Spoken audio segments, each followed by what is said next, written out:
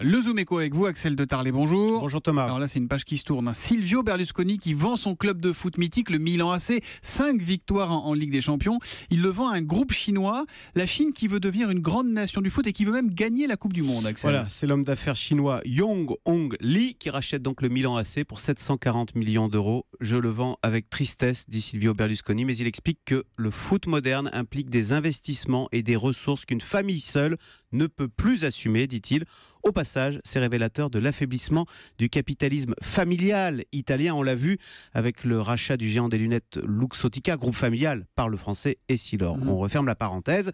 Les Chinois arrivent donc à Milan avec leur carnet de chèques et ils promettent de faire venir de grandes stars du foot. On a même parlé de Benzema et vous savez que les Chinois ont également racheté l'autre club de Milan, l'Inter de Milan. Ils ont aussi des parts dans l'Atlético Madrid, je crois, dans Manchester City, hein, c'est ça. Et puis Sochaux, FC Sochaux en France. Et pourquoi les Chinois s'intéressent-ils tellement au foot ? C'est un sport qui est assez peu suivi en Chine, non ? Pas du tout, mais le président chinois Xi Jinping adore le foot, il est fan, il veut donc organiser la Coupe du Monde en Chine en 2030 et il a gagné cette Coupe du Monde. Alors pourquoi ? Il y a un objectif géostratégique, c'est de rendre la Chine aimable, sympathique. Et pour cela, rien de tel que de conquérir un sport qui passionne le monde entier. Vous savez, c'est la stratégie du Qatar. Grâce au foot, ce petit État, le Qatar, a acquis une visibilité internationale qui pourrait, le cas échéant, lui servir d'assurance vie en cas de guerre ou de troubles géopolitiques. On appelle ça le soft power par opposition au hard power, les militaires.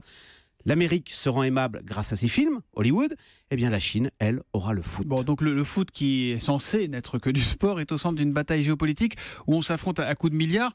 C'est un peu triste. Et vous nous dites quoi ? Que la Chine va tout rafler ? Alors on verra justement si cette politique d'État chinois, si cette démarche planifiée aboutit. Vous savez, il ne suffit pas que de sortir le chéquier, il faut aussi qu'émergent maintenant en Chine de grands joueurs.